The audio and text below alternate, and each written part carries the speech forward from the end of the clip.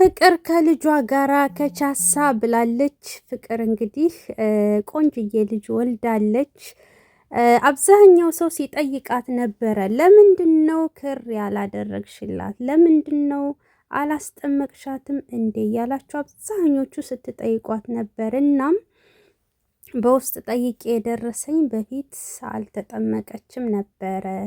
አሁን ግን እንዳስጠመቀቻት እና ይሄ ደግሞ በውስጥ ተልኮ ነበረ እና እንግዲህ ከዚህ በኋላ አትጠይቋትም ብዬ አስባለሁ ማለት ነው። በነገራችን ላይ ያው በእኛ መጠመቅ ምናምን አይፈቀድም። እኔ ሙስሊም ነኝ፣ ግን ደግሞ አብዛኞቻችሁ ስትጠይቁ ስለነበረ ልመልስላችሁ ብዬ ነው። ስትጠይቋት ስላየሁኝ ነው፣ ገስት ላይ ምናምን በጽሁፍ ምናምን ማለት ነው። እናም እንግዲህ ለሚያምንበት ሰው ደግሞ እና ጥያቄ ስጠይቁ ለነበራችሁ ይሄውላችሁ። በነገራችን ላይ ቆንጆዬ ልጅ ነው የወለደችው። የምር እሷን ነው የምትመስል ይመስለኛል፣ መልኳ ራሱ ማለት ነው። እና ይሄ ደግሞ በውስጥ ተልኮ ነበረ። አሁን ላይ ግን የተንሸራሸረ ይገኛል።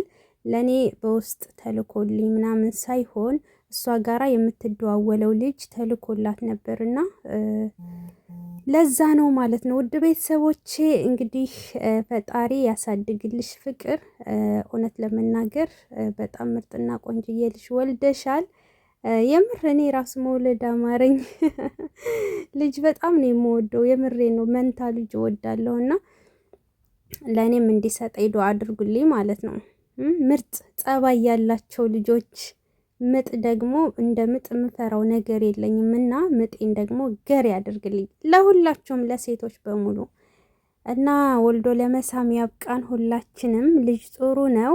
በተለይ ልጅ በልጅነት በጣም አሪፍ ነው። ጓደኛም እህትም ይሆናሉ ማለት ነው።